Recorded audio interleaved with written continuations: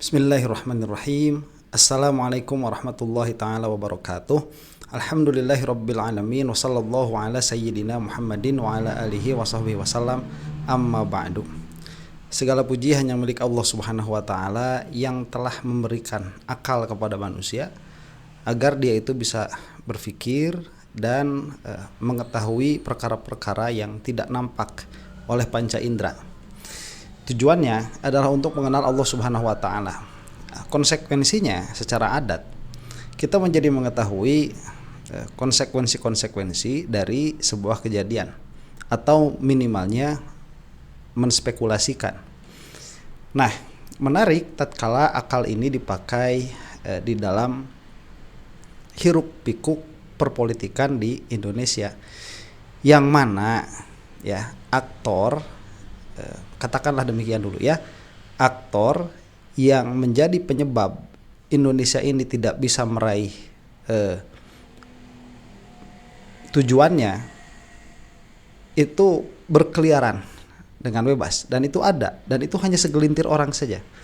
Tetapi karena memang orang-orangnya tidak mau memakai akal dengan benar, pada akhirnya yang menjadi tujuan dari aktor-aktor yang segelintir orang itu jadi ada efek pada kenyataan.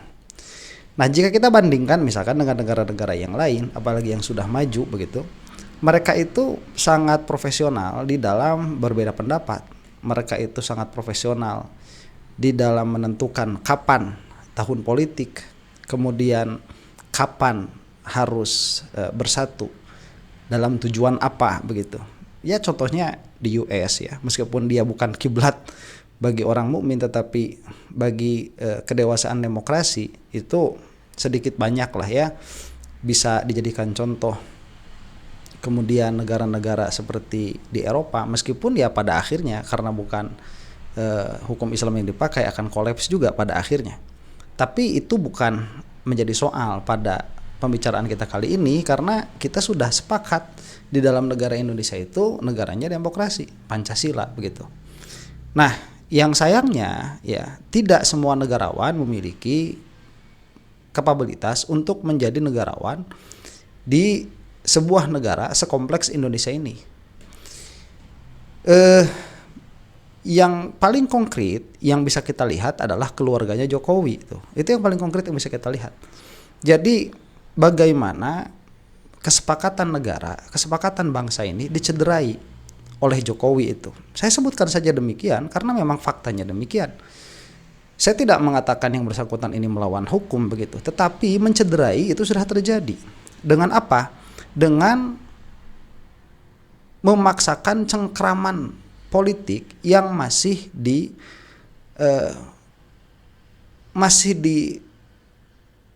ditanamkan pada pemerintahan yang sudah pemerintahan Jokowi lagi begitu.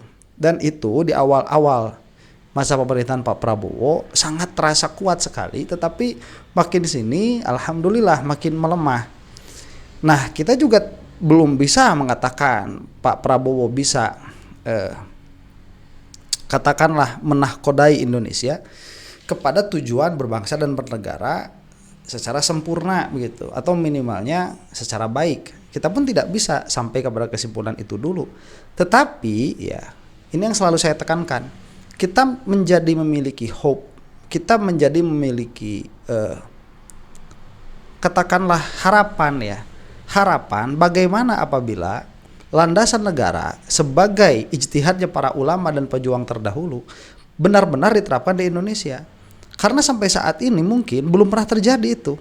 Dari semenjak Indonesia merdeka, dengan ijtihadnya para ulama menjadikan Pancasila sebagai dasar negara, ini belum pernah betul-betul coba untuk ditegakkan oleh semua elemen bangsa. Apabila ini ditegakkan betul-betul oleh semua elemen bangsa, nah, mungkin ijtihadnya para ulama itu tidak akan terlihat seaut-autan sekarang. Makanya menjadi penting bagi kita untuk memberikan counter narasi populer yang dibangun oleh kelompoknya geng Pak Jokowi begitu. Nah, inilah kemudian ya kita melihat sekarang tatkala kekuatan Jokowi di pemerintahan semakin lama semakin menurun, kemudian dicoba ditaikan dari bawah dengan kelompok-kelompok yang namanya termul-termul itu, ternak Mulyono yang saya sering mengatakan dengan cheerleaders. Dan ternyata ini pun dilihat dengan sangat jeli ya oleh sepuh kita semua, Pak Amin Rais. Nah, adapun komentar tentang Pak Amin Rais sendiri, saya sudah pernah mengatakan begitu ya, beliau ini pejuang sejati di dalam mempertahankan prinsipnya. Prinsipnya belum tentu benar, itu harus diuji, tetapi kita harus menghargai seseorang itu tatkala dia ada di dalam endurance, ya stamina yang sangat lama sekali, panjang sekali. Beberapa periode pemerintahan semenjak Pak Soeharto itu sudah dikritisi oleh Pak Amin Rais sampai sekarang. Nah, kita akan lihat ya bahwa apa yang saya perhatikan, apa saya lihat dari kekuatan Jokowi yang mulai crumbling gitu, mulai luntur, mulai pudar, itu juga dibaca sama oleh Pak Amin Rais. Yang mana menjadi unik untuk pelajaran bagi kita bersama begitu. Saya dan Pak Amin Rais ini belum pernah bertemu mendiskusikan hal ini, tetapi kesimpulannya sama. Dan yang menonton pun sebelum melihat video saya mungkin juga sudah ada kesimpulan yang sama tanpa koordinasi. Ini menunjukkan setidaknya kita memiliki pattern berpikir yang sama begitu. Itulah uniknya pikiran. Makanya pikiran itu, akal itu nanti dia ada yang namanya ilzam ya. Ilzam itu memaksa kepada orang yang sama-sama memiliki pikiran untuk memiliki kesimpulan yang sama. Apabila data yang kita peroleh itu memang menunjukkan kepada kesimpulan yang sama.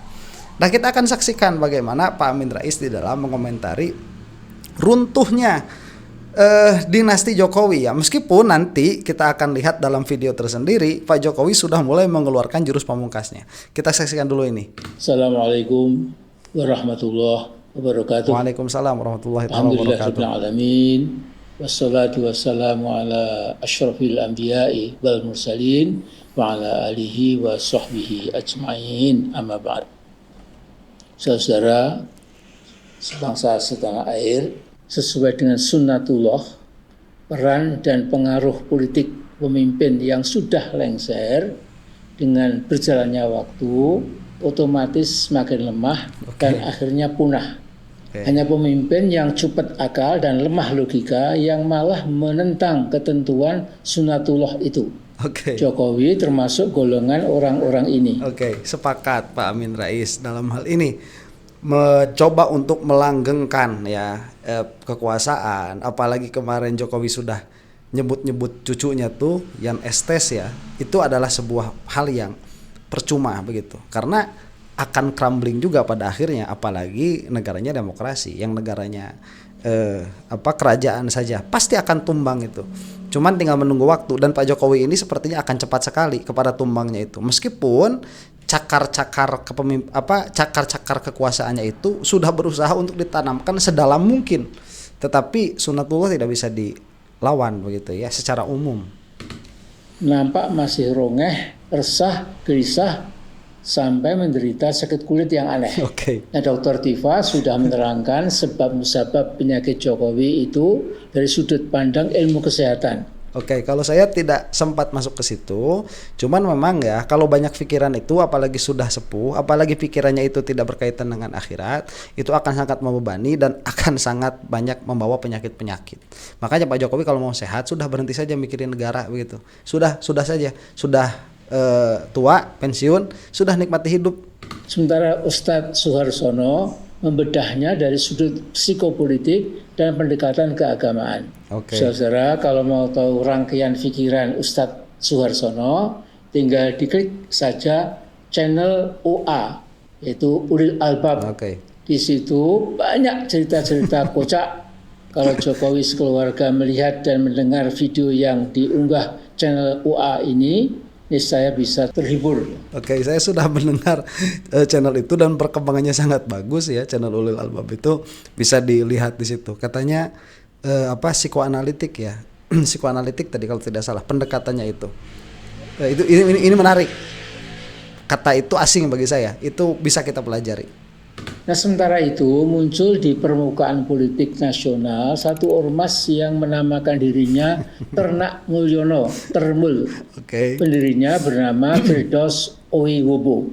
Termul ini hadir pada 23 Agustus 2025 dan bertujuan membela bekas Presiden Jokowi, Pres Gibran Rakabuming, dan Presiden Prabowo. Tapi yang terakhir ini saya kira tidak sungguh-sungguh.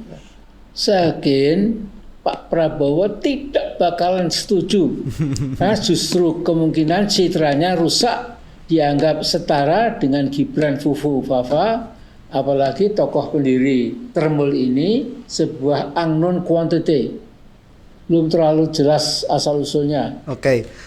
Firdaus Oyowo ini sudah saya buatkan juga videonya dan itu banyak viewsnya ya, karena memang kocak, kita katakan demikian ya, dan mereka itu menganggap diri mereka serius dalam membela Pak Jokowi, kemudian membela Pak Prabowo, yang mana dikatakan oleh Pak Amin tadi sepertinya Pak Prabowo tidak akan setuju juga itu dibela sama orang macam Firdaus Oyowo ini.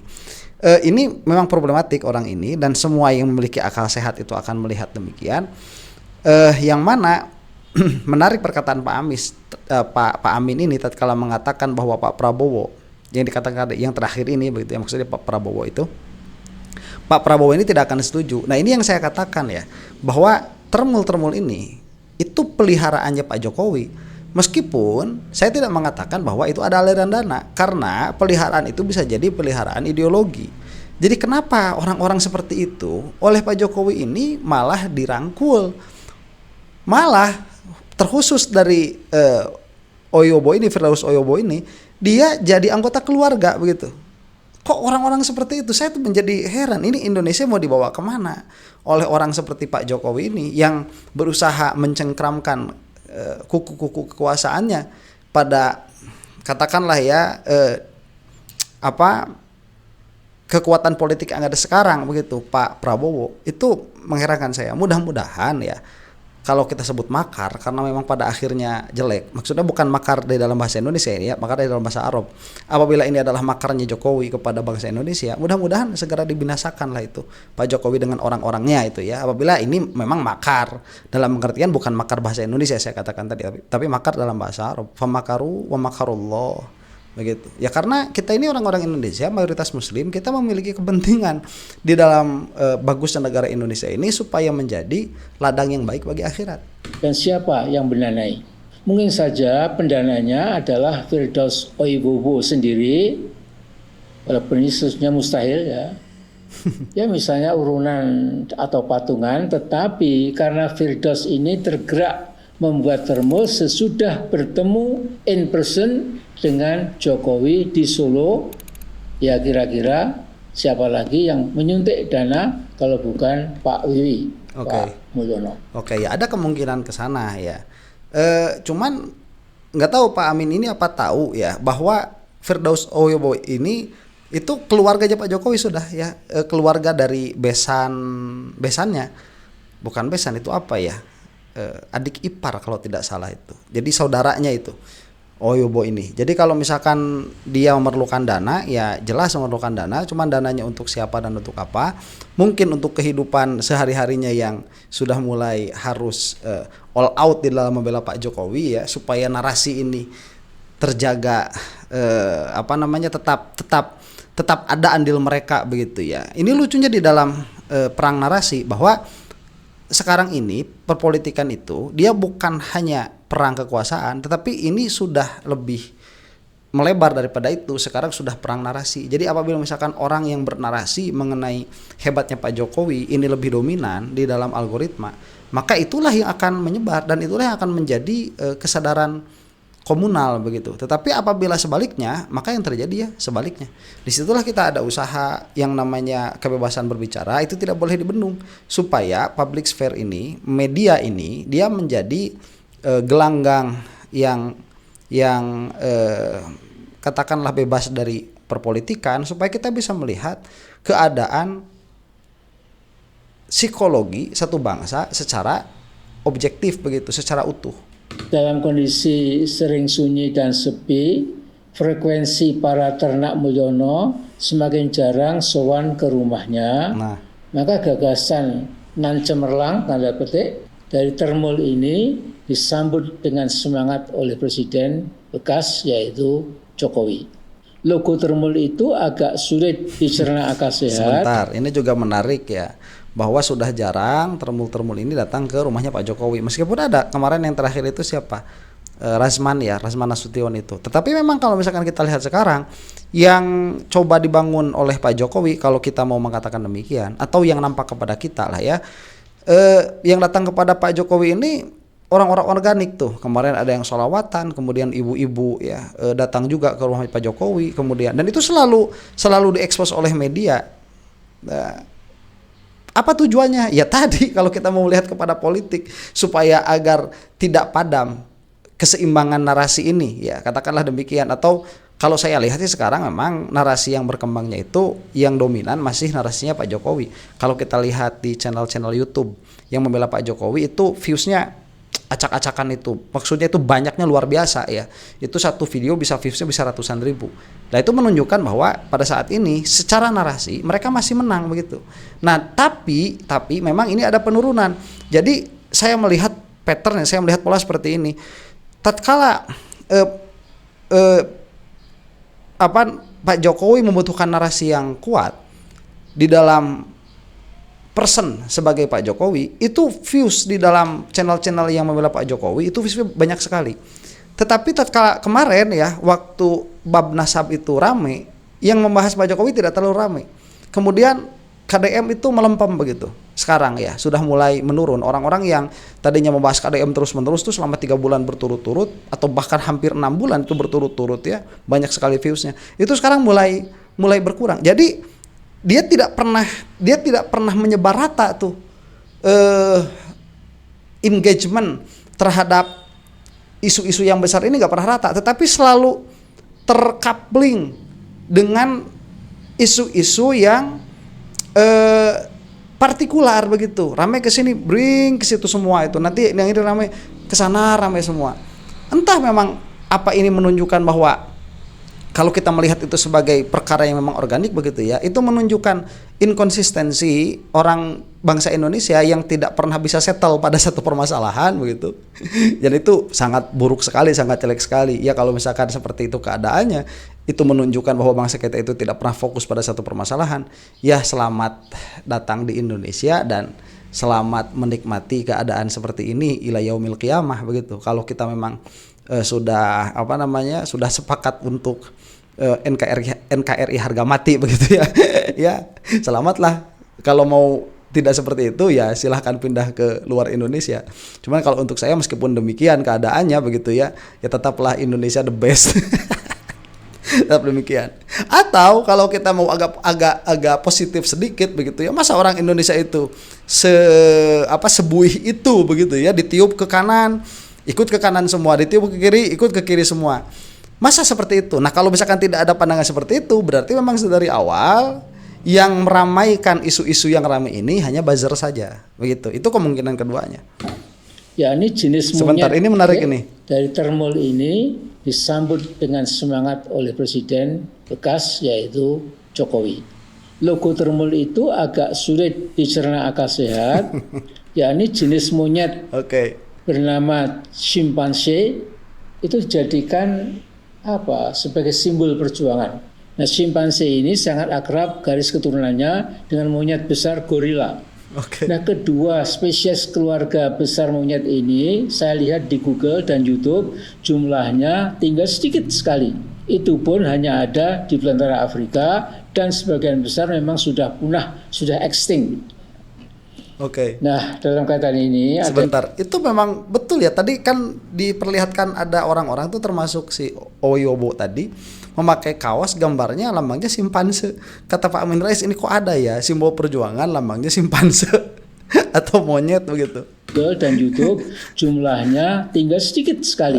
Itu pun hanya ada di belantara Afrika dan sebagian besar memang sudah punah, sudah extinct. Nah, dalam kaitan ini ada yang menarik. Saiful Mujani Research and Consulting (SMRC) menilai bahwa label yang dipakai Termul berpotensi memecah belah bangsa. Seiring dengan waktu fragmentasi sosial akan sulit dipulihkan. Pembelahan kultural berdasarkan stereotip politik semakin memperdalam polarisasi. Nah itu. Bahkan ketika kampanye telah selesai masih diungkit terus. Itu kata Mas Saiful Muzani. Itulah yang saya singgung di awal tadi, bahwa Pak Jokowi ini sebagai negarawan itu sampai saat ini begitu ya sudah gagal menjalankan fungsinya sebagai negarawan, karena yang terjadi adalah polarisasi yang tanpa akhir. Bahkan sampai tahun politik itu berlalu, polarisasi ini tetap berjalan, yang mana pada akhirnya Indonesia ini tidak bisa mempersatukan dirinya sendiri untuk menghadapi tantangan-tantangan global. Jadi ya tadi kembali lagi kepada apa yang saya bilang, kalau memang seperti ini bangsa Indonesia pada akhirnya, ya welcome to my paradise gitu. Selamat datang di surga kita semua, di surga Indonesia yang mana keadaannya seperti ini. Ini menyedihkan sebetulnya ya.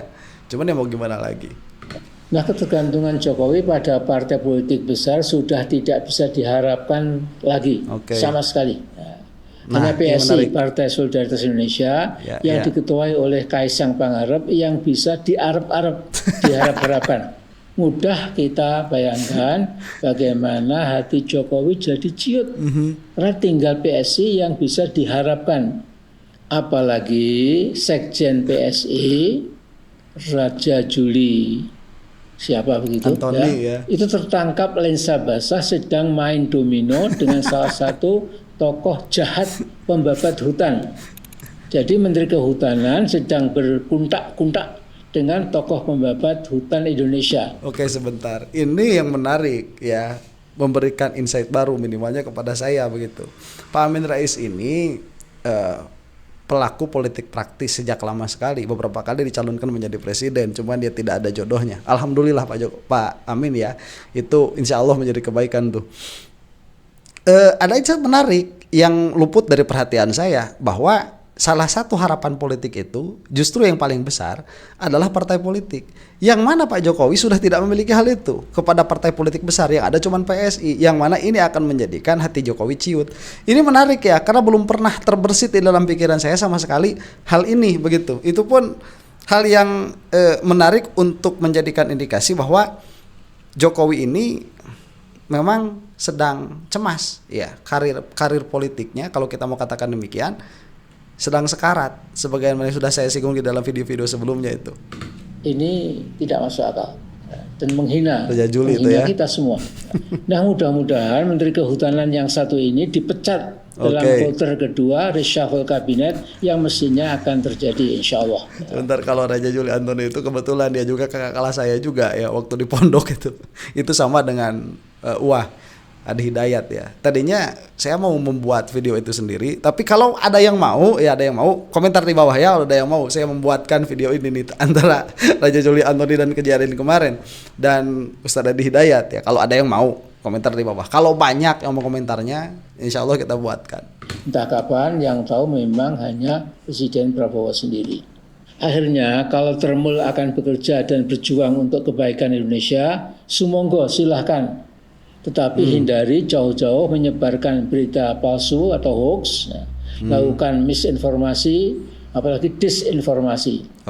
Membela Jokowi supaya tidak makin terpuruk dan punah secara politik, itu sepenuhnya dijamin oleh konstitusi.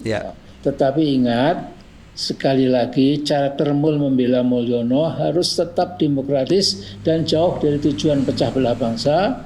Dan supaya gagah dan percaya diri, jangan menerima sumbangan finansial dari manapun. Itu adalah nasihat yang sangat baik dari Pak Amin Rais untuk orang-orang yang menamakan dirinya Termul itu. Silahkan, itu dijamin oleh konstitusi, belalah Pak Jokowi, tetapi jangan sampai misinformasi, apalagi disinformasi. Jadi informasinya A sengaja dirubah jadi bukan A, itu kalau disinformasi ya. Kalau misinformasi A kemudian kesananya jadi B, itu bisa jadi dua hal yang berbeda ya.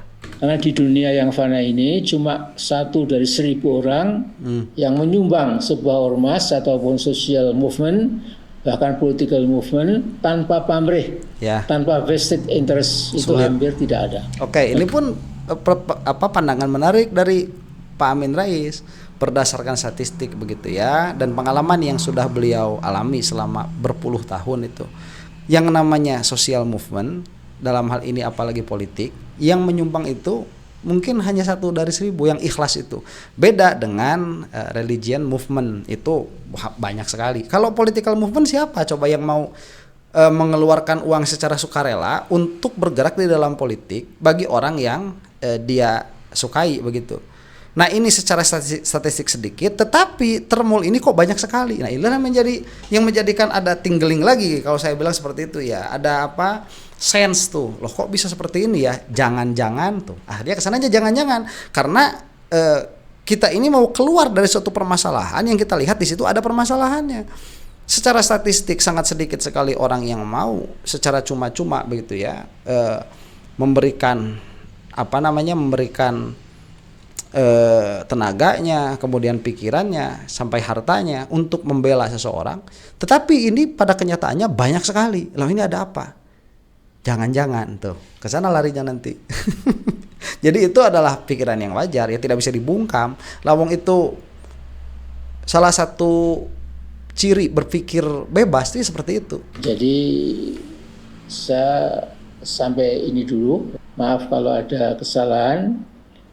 Kita menunggu dengan harap-harap cemas menteri-menteri bobrok mental dan bobrok moral bisa dibersihkan oleh Presiden Prabowo. Amin. Nanti pada kloter yang kedua. Amin. Nah, sementara itu saya ingin mensitir ayat yang sudah amat sangat terkenal ya, yaitu surat Ali Imran ayat 26. Oke, itu saya lewat saja karena saya tidak mau nanti malah harus mengkritisi Pak Amin Rais. Kalau memang ada yang harus dikritisi ya, karena salah satu keyakinan saya juga Pak Amin Rais ini, entah beliau ini bahasa Arabnya hebat. Waktu saya masih di Muhammadiyah itu beliau terkenal bahasa Arabnya hebat, kemudian pemahaman agamanya juga bagus atas standar Muhammadiyah. Daripada nanti saya mendengar apa yang ingin dikatakan oleh Pak Amin Rais kemudian harus ternyata nanti ada ketidaksinkronan antara pemahaman saya dan pemahaman Pak Amin Rais, ya lebih baik saya lewat saja begitu ya apa yang ingin Pak Amin Rais dikatakan di sini. Nah demikianlah, mudah-mudahan kita semua ada dalam lindungan Allah Subhanahu wa taala. Dari kesimpulan yang bisa kita ambil, Pak Jokowi ini semakin terpojok ya. Menurut analisa Pak Amin Rais, hatinya semakin mengecil, yang mana itu menjadikan beliau itu sakit-sakitan, yang mana sekarang Pak Jokowi ini sudah mulai mengeluarkan jurus pamungkasnya. Itu insyaallah dalam video yang akan datang. Wallahu taala alam bisawab. Assalamualaikum warahmatullahi taala wabarakatuh.